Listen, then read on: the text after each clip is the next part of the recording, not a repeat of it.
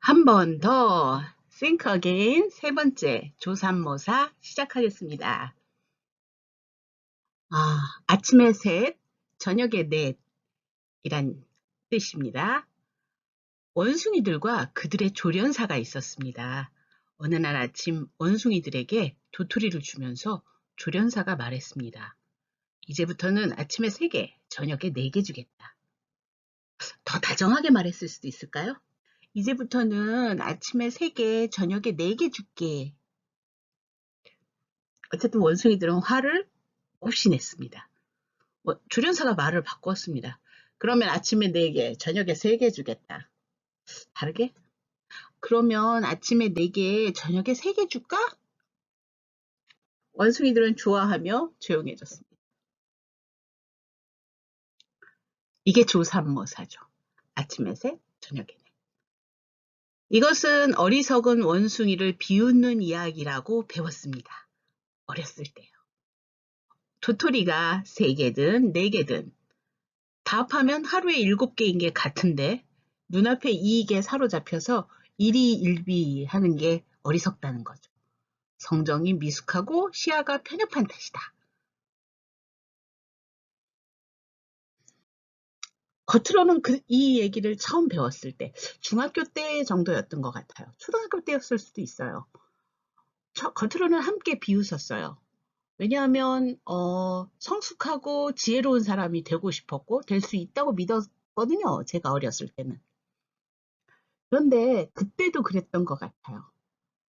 내가 원숭이라도 아침에 4개, 저녁에 3개 주는 게 좋겠다. 왜 원숭이를 어리석다고 하지? 아주 오랫동안 그 느낌과 생각은 바뀌지 않았습니다.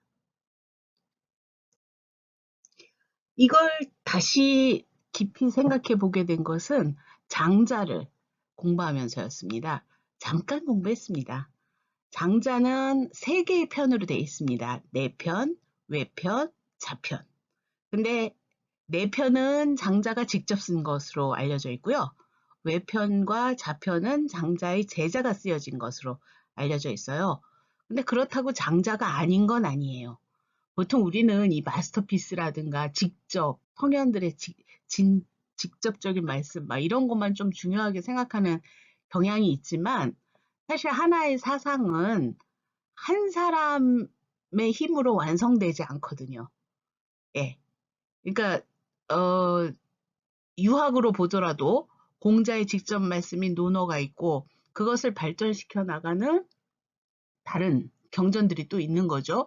그리고 정말 어느 시기가 되면 그걸 일종의 집대성한 철학자들. 이 집대성이라는 게 쉬운 게 아니에요. 뭐냐면 어떤 하나의 관점으로 전체를 조망하면서 그것을 이렇게 꿰어 맞출 수 있다는 뜻이거든요. 그러니까 성현의 말씀은 약간 뭐랄까 깨지 않은 구슬 같은 느낌이에요. 그래서 그 구슬은 물론 하나하나도 굉장히 보배인 거죠. 하나하나도 굉장히 보배지만 그 구슬을 놓고 깨지 않은 구슬을 앞에 펼쳐놓고 어떤 사람은 그걸 목걸이를 만들 수도 있고 어떤 사람은 뭐 왕관을 짤 수도 있고 그죠? 어떤 사람은 막 옷 같은 데다 붙여서 쓸 수도 있잖아요. 그러니까 그런 다양한 종류의 방식이 가능한 건데 그게 성현의 말씀인데 그걸 어떤 우리에게 일관되게 받아들일 수 있는 가치 체계로 만드는 것 그게 집대성이에요. 그러니까 무조건 다 산술적으로 모아놓는다고 집대성이 되는 게 아닌 거죠. 어쨌든 그래서 제자들이 그걸 정리하면서 이 자편에 이 조삼모사라는 이야기를 썼어요. 장자는 정말 대단한 지혜예요. 그때 제가 어, 살기가 바빠갖고 공부를 하다가 중단했는데 언젠가는 다시 곰곰이 깊이 생각해보는 그런 시간을 가지려고 마음은 먹고 있습니다.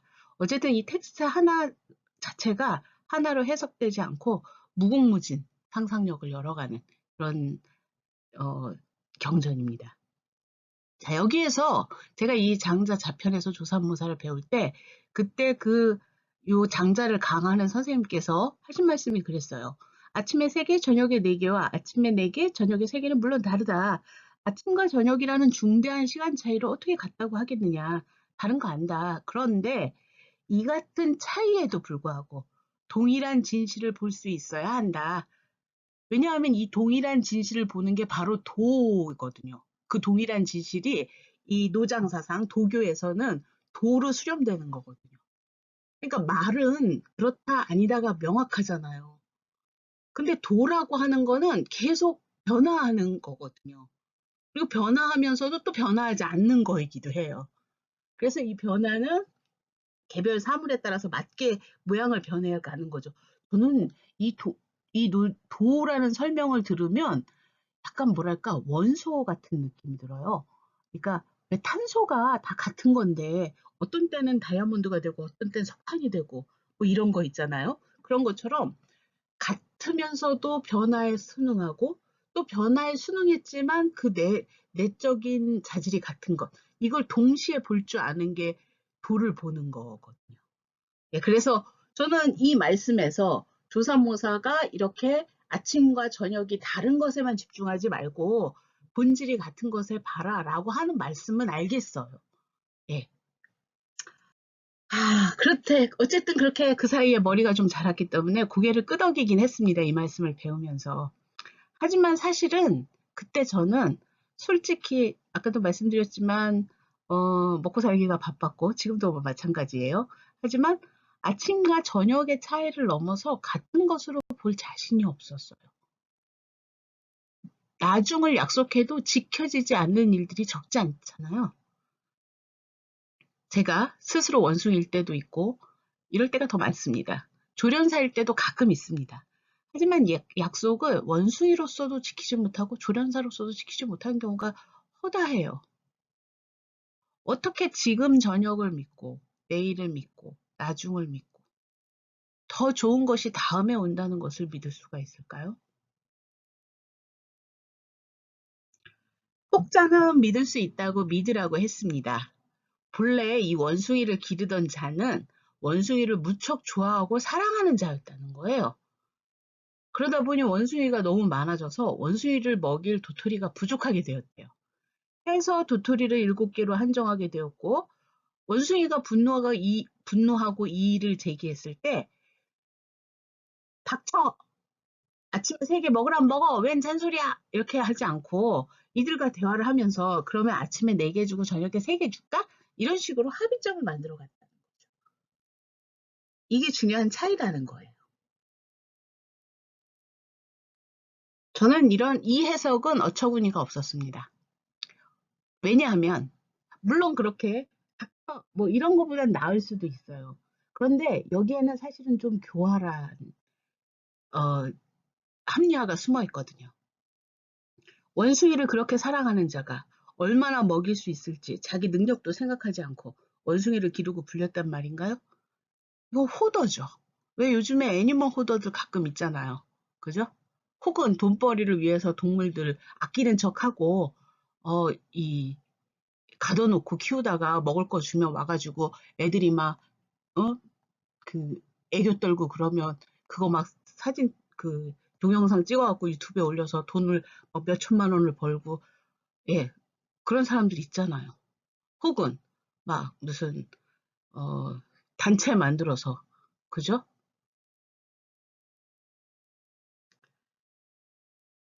정말로 동물을 사랑하는 사람은 아무리 사랑해도 자기 능력을 생각하지 않을 수가 없어요.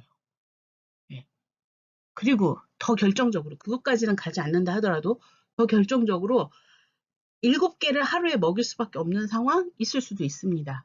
그런데 원숭이를 사랑하는 자가 아침에 4개 준다는 생각을 애초에 하지 않고 아침에 3개 준다고 한다고요?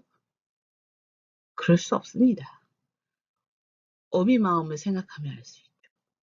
하루에 먹을 게 뻔하다고 아침에 적게 먹여서 배고프게 하고 저녁에 더 먹인다는 생각을 하는 어미는 없습니다.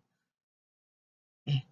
물론 어미는 오늘 먹이가 어떻게 될지 모르니까 좀 아침에 배부르게 7개를 다 먹을 게 아니라 좀 나눠서 저녁에도 나눠 먹어야겠다. 이런 생각은 할 수 있어요.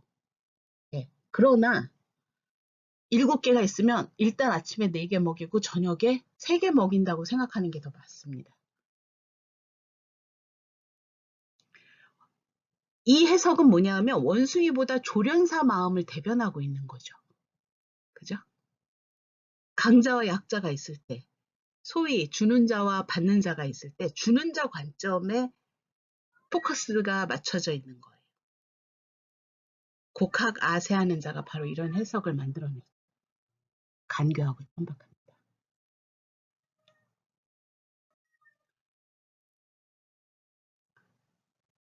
재미있는 새로운 해석도 봤어요. 이거는 원숭이의 어리석음을 풍자하는 이야기가 아니고 조련사의 간교함을 비판하는 이야기다라는 거예요. 좋은 해석이에요. 옳습니다. 그런데 중요한 것은 여기에서 질문을 멈춰서는 안 된다는 것입니다. 궁금합니다. 왜 처음부터 아침에 4개, 저녁에 3개 주겠다고 말하지 않은 걸까요? 왜 갑자기 아침에 저녁 나눠주는 도토리를 입에 올리게 된 걸까요? 이걸 현실 정치에 대입해 볼 수 있습니다. 여기에는 확실히 숨은 이야기, 기초적인 통치 스킬이 있거든요. 아침에 이런 질문을 할 수 있습니다. 아침에 3개, 저녁에 4개를 발표하기 이전에는 도대체 몇 개를 주었을까요? 아마 안 주었을 수도 있어요. 참나무, 상수리나무 이런 게 우거져서 원숭이들은 그냥 자유롭게 숲에 살면서 그냥 배고프면 원하는 만큼 따먹을 수 있었을 수도 있어요. 물론 도토리가 충분히 있어서 원하는 대로 나눠줬을 수도 있죠, 조련사가. 그런데 이런 발표를 할 때는 최소한 아침에 3개, 저녁에 4개보다는 나은 조건이었을 거예요. 최소한 아침에 4개, 저녁에도 4개였겠죠. 그런데 거기에도 기재부 같은 데가 있을까요? 아마 재정 부족, 도토리 고갈 따위의 핑계가 있을 수 있었을 겁니다. 그래서 도토리를 8개에서 7개로 축소하자라고 한 거죠. 그래서 3대 4냐, 아침에 3개, 저녁에 4개냐, 저녁에 4개, 아침에 4개, 저녁에 3개냐, 뭐 이런 거 갖고 다퉜을 수 있죠. 그러면 아침에 3개, 저녁에 4개라고 말하면 대부분은 싫다고 해요. 그러니까 부당하다 뭐 이런 식으로 사람들이 혹은 원숭이들이 이의를 제기하겠죠. 그러면 바뀌어요. 그러면 아침에 4개, 저녁에 3개 줄게. 그러면 와 승리했다, 우리가 이겼다 이렇게 되나요? 요즘식으로 말하면 프레임이 전환된 거죠.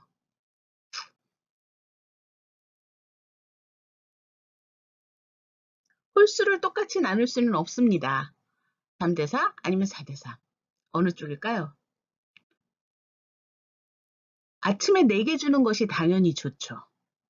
당연히 좋습니다. 그런데 왜 아침에 3개, 저녁에 4개 준다고 발표했을까요? 타협, 양보가 있는 것처럼 보이기 위해서죠. 원숭이의 분노는 아마 본래 8개가 7개로 줄어든 것에 있었을 것입니다. 그러니 아침, 저녁이 바뀌었을 뿐이니까 어리석게 속아 넘어간 걸까요? 아니죠. 좌절은 조금 이릅니다. 일단 아침에는 전과 같이 4개를 주기로 했으니까 원숭이 입장에서는 일단 전과 같이 아침에는 4개를 확보한 거잖아요. 요컨대 유예 기간이죠. 원숭이가 되어서 생각해 봅시다. 우리는 원숭이가 동물이기 때문에 보통 우리 자신이 원숭이라고 생각하지 못하고 우리 자신이 조련사라고 생각하기 쉬워요. 하지만 이 우화의 세계에서는 보통 약자들이 우리 같은 평범한 기특민인 거죠. 조련사는 지배자에 해당되는 거라고 할 수 있죠. 원숭이들은 진심으로 만족스러울까요? 아침에 4개를 받게 되어서? 아닐 것입니다. 이들에게 바뀌지 않는 진실은 도토리가 하루 7개라는 사실이죠. 어쨌든 이들에게는 저녁까지 시간이 있고 일단 아침을 지켰습니다. 저녁도 두고 볼 일이죠. 그리고 여기서 한 번 더 생각합시다. 아침, 저녁 다른 것이 전부가 아니에요. 원숭이도 각기 다릅니다. 우리 다 다르죠. 그죠? 저는요, 워낙 먹는 걸 좋아해서 도토리 7개는 고사하고 70개도 먹을 수 있을 것 같습니다. 도토리를 생으로 먹긴 어렵지만 인간으로서 잘 어, 우려서 가루를 내서 도토리 묵 같은 거 만들어 먹으면 좋잖아요. 그리고 이렇게 많이 먹어서 남은 도토리죠. 그러니까 온몸에 지방으로 비축해 두고 있습니다. 만약에 제한급식을 해야 하는 상황이 오면 그때를 기회 삼아서 진지하게 다이어트를 하려고 합니다. 도토리 한두 개쯤은 한창 먹고 자랄 나이의 어린이들이나 힘든 일을 종일 해야 하는 사람들에게 기꺼이 양보할 수 있습니다. 정말입니다. 왜냐? 저는 사실 먹는 걸 좋아하긴 하지만 먹는 것보다 자는 걸 더 좋아하는 사람이거든요. 어, 많이 자잖아요. 그러면 피부만 좋아지는 게 아니고요. 날씬해져요. 왜냐하면 먹을 시간이 부족하기 때문에 덜 먹게 되거든요. 요컨대 저는 7개를 다 갖지 않아도 괜찮습니다. 5개나 6개만 있어도 됩니다. 5개나 8개나 9개가 필요한 사람이 있다면 있겠죠? 꼭 필요한 사람에게 더 주고 싶습니다.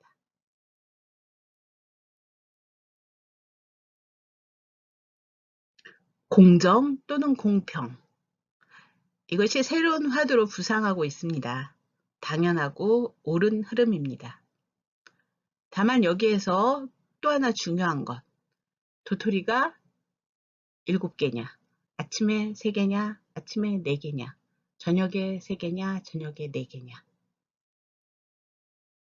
줄연사가 얼마나 간교하냐, 그렇지 않으냐. 이런 문제만큼이나 중요한 것은 도토리를 받는 것으로 설정되어 있는 원숭이인 우리 자신도 다 다르다는 겁니다. 이 사실을 잊지 않았으면 좋겠습니다. 이 사실을 잊지 맙시다. 오늘 여기까지.